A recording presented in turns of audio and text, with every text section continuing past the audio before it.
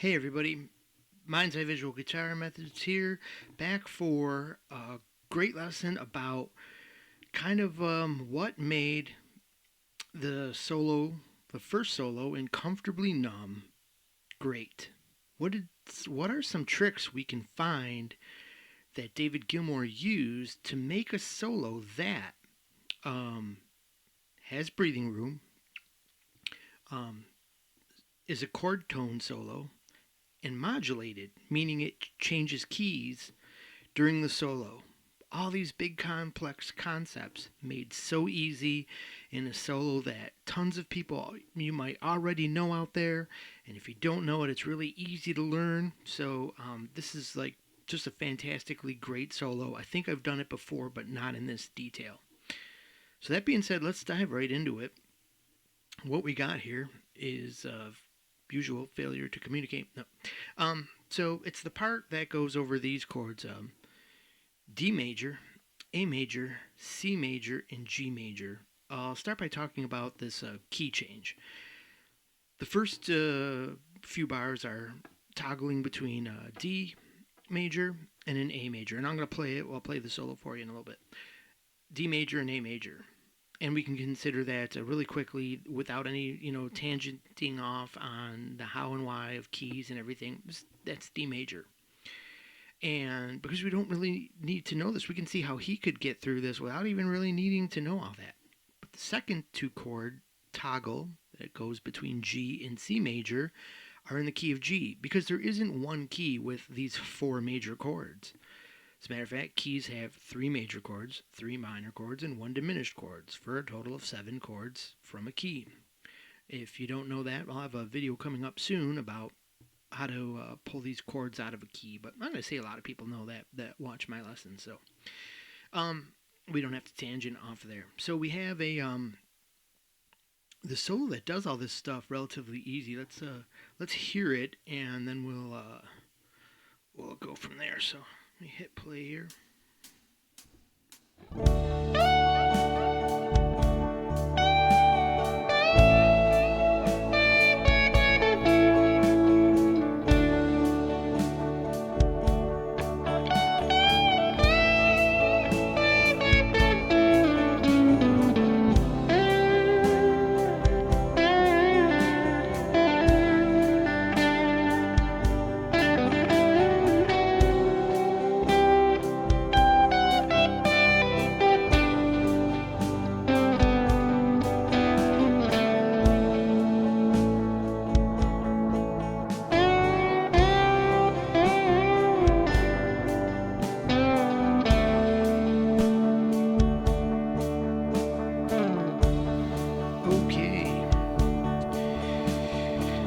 Just another pinprick. There be no more. Ouch. Alright, so there's the solo that we're talking about. So the first solo in Comfortably Numb, you're all familiar with. And you just hear it's a beautiful solo. And what are the things that make it so coherent, yet smooth and cool and totally makes sense and doesn't sound noodly? Are there any real specific things? And I'm going to tell you right now what they are. We're going to look for right now in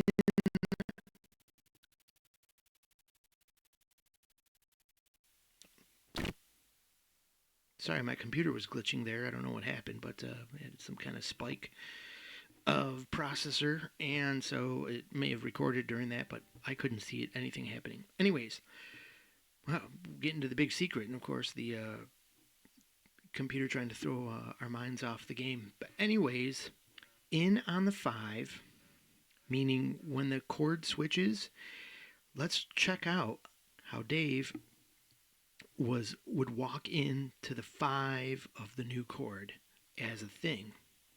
And that usually means leaving from an original chord tone, the root, to the 5. Pretty cool. Kind of like root is a great way to end a statement. So you leave on the ending note of the chord we're on and bend it up, and it bends right into the 5 of the next chord. Awesome. And that's typically what will happen when you have a chord that is a 5 away from the original chord. Like, for example, a D major and an A. An A is a 5 away from the D. So, that being said, as we can see it right here on the fretboard, D, A is directly above. Directly above, it's a root and a fifth. If you consider that like the A is the first note and going down, that's actually, then you're moving a fourth. But you can see that on all my other videos. Let's say that you guys, you know that's pretty easy stuff. All right, so we bend to the 5. And then many times when we're walking back, going back to the original chord, we'll go from the 5 back to the root. So 5 in, 5 out.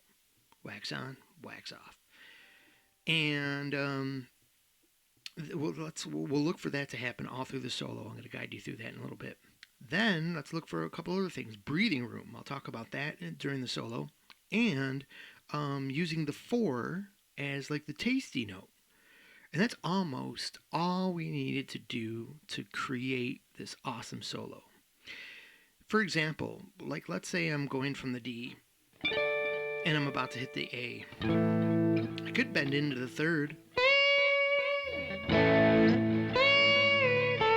That'll sound cool. The problem with that, though, is it'll be a little disjointed or disconnected or noodly, because that B that wants to bend a whole step into the C sharp of A, the 5 of A, or no, the 3 of A, sorry, is not in the D chord. So we'd be using like a non-chord tone. We'd be on like a stepping tone, which has a little more tension than a chord tone. So it would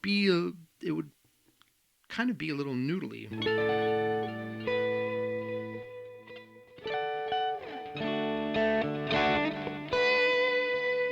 See, it doesn't really set well with the D chord. That sets really nice. It's the root of the chord. So, that being said, let's move down to the second diagram. But the first thing we want to know, also, it's helpful to know the notes, but I really think in terms of the intervals. So, D is the root of D major, F sharp is the 3, and A is the 5. And for the most part here, I'll be referring to everything as root, 3rd, and 5th, which is kind of, I think, an easier way to contextualize everything here. So here we have the first thing here. The first thing we notice is the extra note that we're going to play when we go. I'll just hammer on there instead of the bend. So, I mean, we just really, the whole first part is the chord hits. Now, also, another thing I didn't mention is we want to play over the chord changes, is what Gilmour is trying to do with this concept, provides a way to move the solo lines, the phrases, in between the chords. Instead of playing something for D, then perhaps playing something for A, that would tend to sound disjointed and just simply not as professional. So while he does that, he takes advantage of some space. And if we let the chord start out a bit, gives us some breathing room, informs our ear of where we are, because, as I recall, that song, this will be helpful to spend a second talking about. That song starts, with a, hello, is there anybody in there? Not if you can hear me. B minor, walking down a bunch of chords of the key, which you would call B minor. You say, well, wait a minute, so what does B minor have to do with A or D? Well, B, first of all, let's ask this question. Is this song B Dorian? No, it's not a jazz song, not a funky something or other song. B sounds pretty normally minor here. So it's not Phrygian either, because it'd be like a Metallica song or something, right? So what is it? It's B Aeolian. And with B Aeolian, what do we have as the relative major? Well, we go, that's the 6, this is the 7, this is the 1. Of La, Ti, Do, of the end of the scale. Back to Do, the 1. The 1, there we are, on the D. The D is the relative major of B minor. So this song starts on the relative minor, and the chorus goes to the relative major. Pretty cool, right? So since there is that transition, there is no pain, you are receding. When the solo kicks in, it just gives you that few bars for your ear to meld into. You want to hear solo something pertaining to the D chord down here. So here we are with the same D shape way up here, and he slides into this F sharp, or what you see is the 3 on the screen is where the plus sign is. What a great note to choose. We're not going to play that many notes before we get to the chords, the tones we need for the for the A chord. So we choose the 3, nice, the tastiest note of the chord, really. And we bend that to a stepping stone, the next neighbor tone, the 4. And that provides us with a half step from a 3. A major third is always a 4. So it gives us a nice half step bends. Half step bends are also kind of like your little crying tones of the scale. Crying steps, I should say. Versus whole step, right? So that's helpful, works good. So we slide up to that, bend into the 4, and that's visualized down here. We can start right about there as your sliding note. And then we got a little half step bend we indicated there in the square with some fancy little things I took the time to find on Excel. Bend into the 4 and back down to the 3, and we go back to that root before the chord changes to the 5. So we start on that root, but we just immediately bend it up. So it's just like there, as this is a good worker. It's the root. It's going to plug directly in and sound coherent, perfectly coherent as it bends.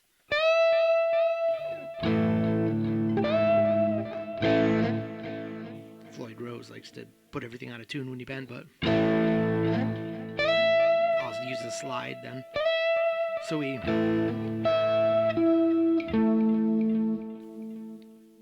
totally coherent note to walk into the chord with without any major emotion, but to plug right into the new chord like you know what you're doing. So we walk in on the 5, and we're going to see that happens almost completely throughout every change in the solo. So there we have it. We walk into our A is our green notes here, so we can see how we left the D and walked into the E, the 5 of A, C, E. So cool. We kind of got that. Let's move on. So we're and we go. So from that 5, here we are now here, thinking about our A shape. So all we need to think about is these chord shapes. We don't have to think about scales, is another point of this video. So we're walking down here and we're going. So we step back to this note here. Now what note is that? Well, in between the 3 and the 5 is what? The number 4, right? So here we are with another tasty 4 that we used as our complementary note, our step tone. You'll see that as a pretty common theme throughout here. Use of the 4 as our extra note. There are a couple others, but so there it is. So we go. And so we've made it down to the 5 of A, and it's basically time for that D to kick in. So we just slide down, and you know where a great note to leave the A chord is? In the middle of a kind of a thing where you're going to actually get back to it. The 5 where you started. So this is the stuff I learned this song note for note when I was a new guitarist, and I could have learned so much more about it and just left it as a parrot, like how a parrot says, I want a cracker. It doesn't even know what a cracker is, but just knows there's a reward for saying blah, blah, blah. That sounds like I want a cracker. So it's kind of like, knowing a solo like that. So here we are in the 5, and we go down. I never even realized that we're sliding from a 5 right down into the root. So I could have used that to build my own solos and stop noodling and make something a little more coherent had I known that. But only now, many years later, that I'm just here now learning it and teaching it. So we're walked back to the root, and that's almost like roots are always like a period at the end of the sentence. So it's a great note to have our next bit of space. The same space that happened again at the beginning of the chord, because we're almost going to repeat the same lick again. And I don't know how many times I played this solo and didn't even realize that it was like basically the same thing happening again. So we just go from there. We go back to that third, bend it again.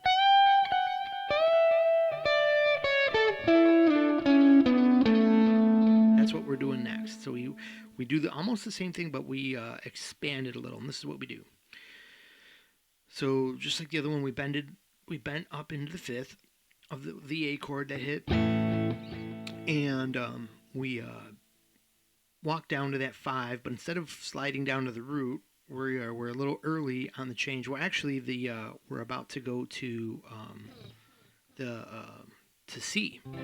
We are now going to that other key. So we've got to kind of it makes sense here to complete our A concept, our A idea. So we walk down, we go 3, root, 5. We do grace the root there, but it still kind of works in the context of things. There are other parts in the solo where he'll purposely skip a root to avoid sounding like the end of a line, but here we go.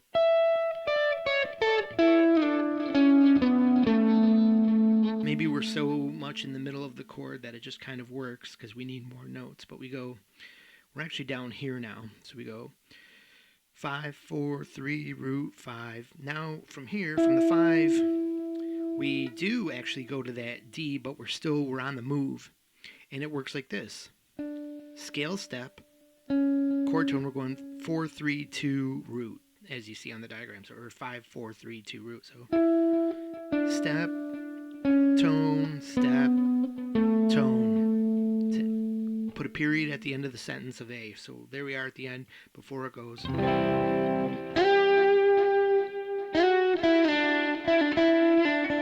you recognize where we are in the solo. So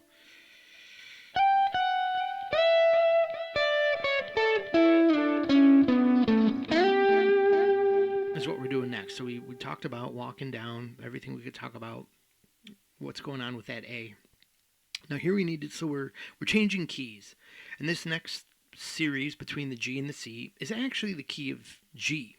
You might conceptualize it, you might have mistakenly conceptualized it as the key of C because it starts on the C, but if you analyze the tones that we're using in this sequence, we've got there's a note in there that indicates that the G is a major 7 chord, which would only place it as the 1 or the 4 chord in the key, but a chord that's going to have a key that's going to have a G as a 1 is going to have a C as the 4. So we're actually in the key of G. The key of C has C as the 1 and G as the 5, but it would not have this. That note is not in the key of C. And as a matter of fact, that also nails C. This note nails C as the 4 chord because hear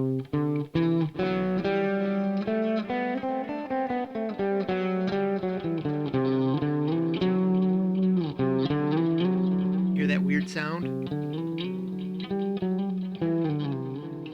Normally the key of C would sound like this. But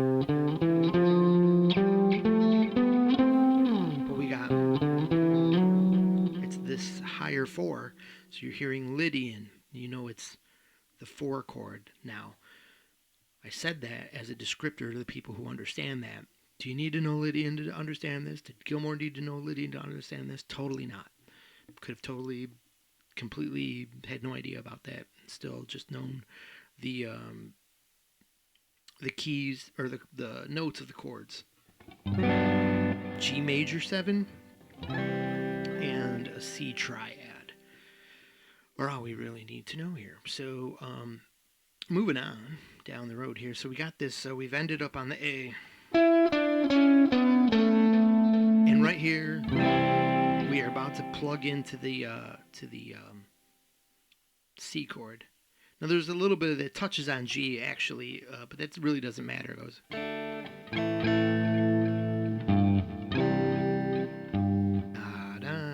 So kind of like a way that almost like signified that it's like we didn't go to the key of C, we went to the key of G, but it moved to the 4 very quickly.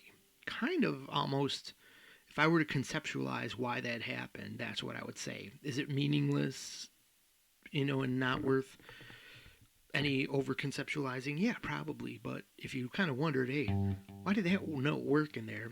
There are reasons and contexts where it may be making some deep musical sense that you just don't really detect, and it's so fleeting that who cares anyways, right? But because it's not what we need to know to actually play this solo. So let's go on. So if we're starting on this 4-chord C, what is the 5? Do we start in on the 5? Let's take a look. So we go to our next sheet here where we've got the, now we're dealing with our, the C in orange and the G in blue. Just to put some differentiation on things. C major is C, E, G, root 3, 5. So C, E, G, root 3, 5 is our chord triad here. Even though we know that there's more notes to that chord, all we need to think about is this for this solo. And not even these, we just kind of need to know, like, our shape up here would be the same as the shape down here. And that's how you can say, oh yeah, that's the 5, it's going to be right there because here's our C shape, is the point of knowing that. So we kind of can start down here where this arrow is and slide in the direction of the main arrow. Oh, that's the note we slide in on as soon as the chord hits. We slid into a G. G, C, E, G, 1, 3, 5. Once again, we went in on the 5. Pretty slick. Never knew that this was what the method to the madness was. Changing keys, playing a chord tone solo, want to sound slick, get in on the 5. Great thing to know about soloing that not a lot of people are telling you. So, in on the 5. Let's expand a little bit more. So we go, because it does differentiate, there's a little variety here. So we go, and the next line is, I'll go a little longer so it makes sense for people, so you can place it in your mind.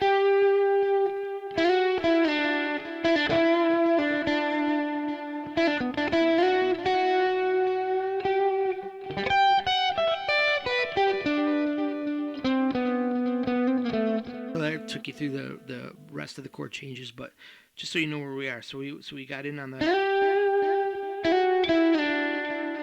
so we got in on the 5, and then we went,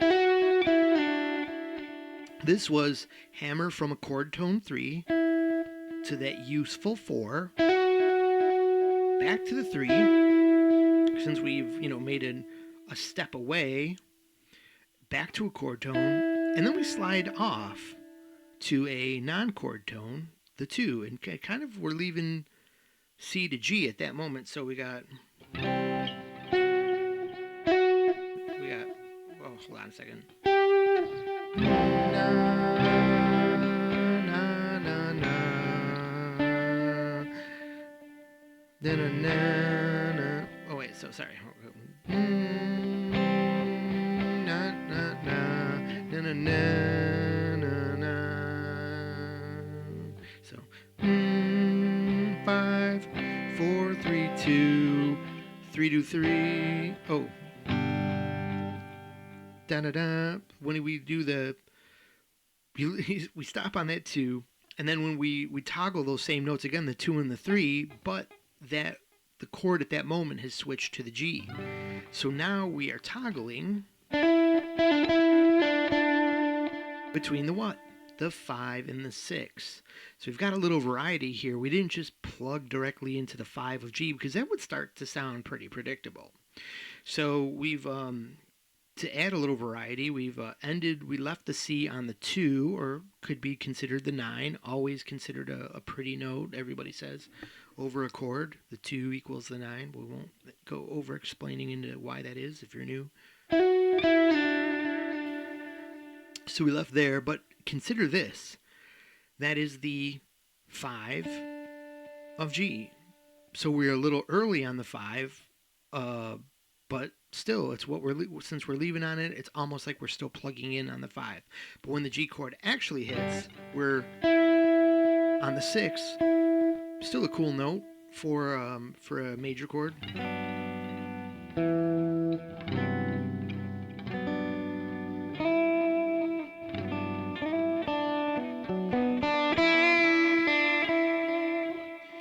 So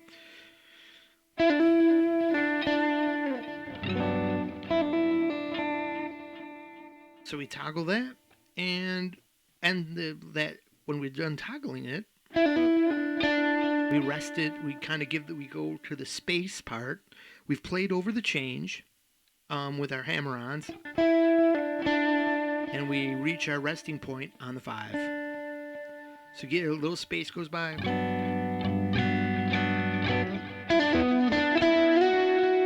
And we do a little something here. We got some more notes to play, and it's as easy as just a little bit more on the 5 and 6, but we add in the a little lower note here. Pull off from 6 to 5 to get to that, the 3 down there. So cool. We just go right, we pull off, we go scale tone, scale tone, chord tone, chord tone.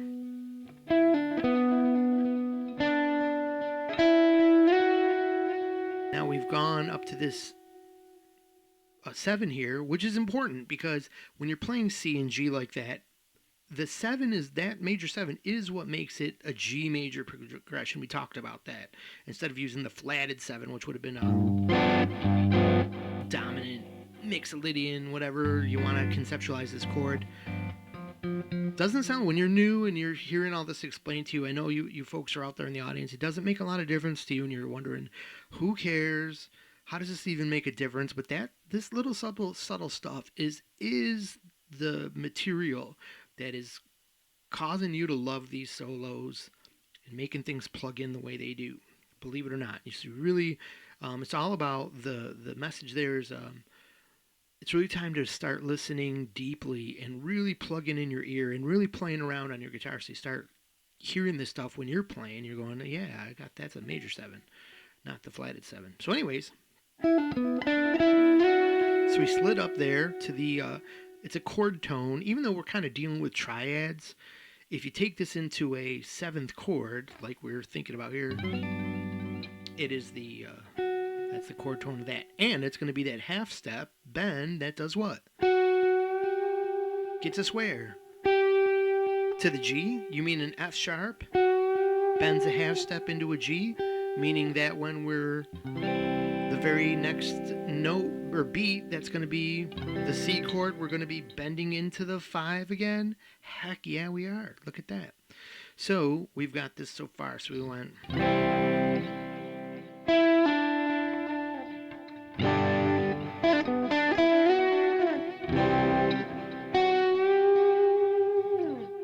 So we bend that sharp 4 right into the 5 of C. Now it's time for a... So what's that all about?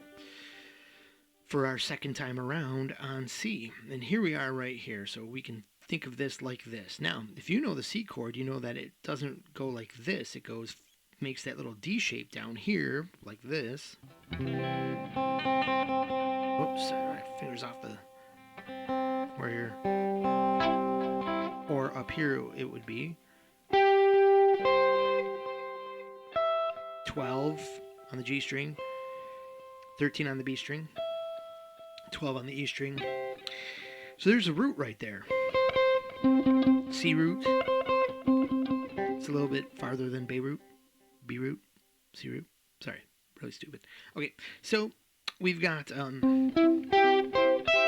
but we skipped that note, and I think this is the reason. So, time to do a little ditty on C. We need a couple more notes. So what are we going to do as we are, basically we've bent in the, and we're walking right over there. We want to play a line that descends right into the G chord that's coming up next, as you can see from the blue 5 where the plus sign is. So we're getting there, but to get there we do this. We start on the what?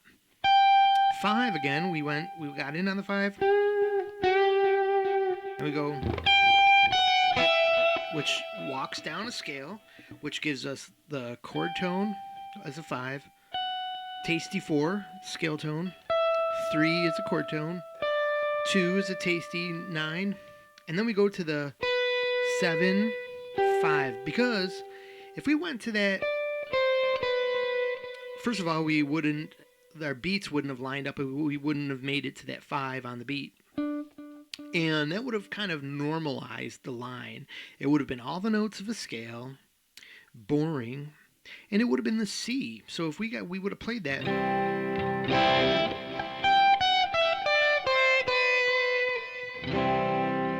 This one more time.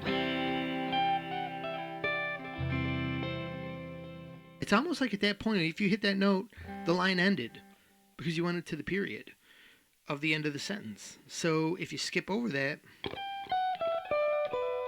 that's why it's got that kind of cool sound right there. Because something just happened. You skipped right over the root. That means you're continuing. And where the heck are we going? Because we could fall off this note train very easily, but we go. And we end up on this blue note. And why do we end up on that blue note? Because it's not in the key of C. But what is it? Well, it's the what of G.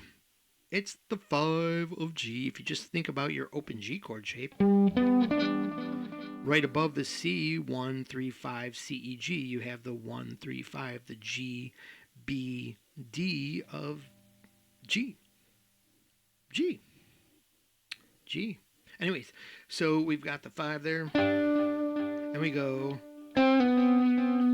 pull off from that 4, the tasty 4 happens again, and we are going to hammer on again with it, and we're going to slide down there, and at that moment on this, I think it starts a little early, so it's a D, or no, it's an A, so that's like the 2, the 9 of G, so it sort of works, but it's a little bit tense, but it instantly resolves because we're going to what chord? The A, so we've turned something kind of tense over the G instantly into pure resolve over the next chord. So that's why there's some cool trickery there in between every chord change. You can see Gilmour set up here with this solo. And so from there, there's a little bit more. We got the kind of the turnaround, I would call this. So we're back to the A.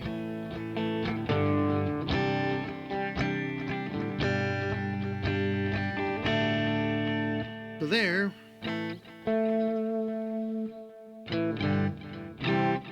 get to the C, we go bend to the 5 again. We know where that note is now and what it's all about. The F sharp bending into the G. Back down to the 2, pretty much the same concept again.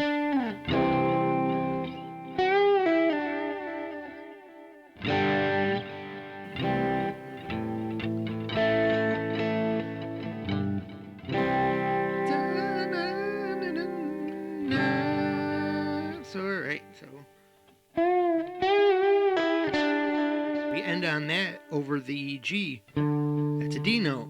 G, B, D, 1, 3, 5. So we once again catered to a chord going in on the 5. It's all over this solo, this concept. It works so well.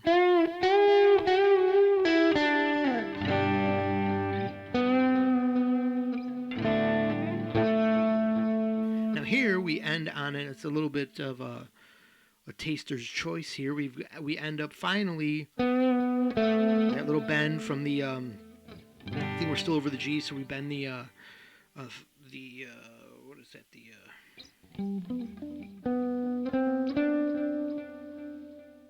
that's 5, that'd be 4, 3, the 3, yeah, right there in blue, the 3 into the 4, and we end up on that root again, but this time it's not the root of A. You say, oh no, but we're going to the D, so that's going to be kind of an off note, right? Nope. A. D, F, A. That's the 5 of D. So we walked in on the 5 again for the final, before it goes back to the regular part of the song, gets back to the, okay, just a little pinprick. There'll be no more.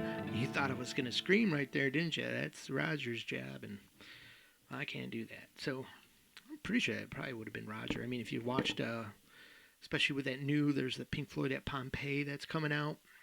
Definitely recommended. Man, I've been watching that since I was in high school years. Great video. They're re-releasing it in some kind of new format and redone and everything. And you watch one of my favorites on there. Careful with that axe, Eugene, to see them original primal screams from Roger. I think they're in when you breathe in while you make a scream sound. It's pretty wild. You'll have to watch it. If you've never seen it before, careful with that axe, Eugene. Will maybe blow your mind, or you'll just be horribly repulsed. I don't know. It's up to you. I don't care. But what your opinion is of it, but I like it and I thought it was really cool. And I think this solo was really cool, and I hope you thought this lesson was really cool. So check out merchandise, links below, and I'm on TikTok now. Maybe I'll leave a link, maybe I won't. I don't know, but it's I don't know. I don't do too much musical stuff on there yet. I got just a bunch of random content, so no sense looking at that when you can look at my merch store for shirts and cool stuff to hang in your studio. Check out some of that. Please buy some stuff because nobody ever buys it. Let me know if the mind's eye visual stuff sucks. There's a folder specifically with the mind's eye graphics on it of different products and tapestries and stuff you could use to hang on the walls of your studio. And the donate link, once again, thank you to the people who do donate, which has been one person so far, Stephen or Stefan. Let me know the pronunciation of your name so I get it right. And I appreciate that immensely because we need help on this channel. It does cost money to run. There's subscription services. There's for the Excel and the Studio One program that I use to do all this. So help out with that if you can. Thank you for watching. I appreciate you if you listen to me rambling at the end here because, yeah. Thank you. Bye.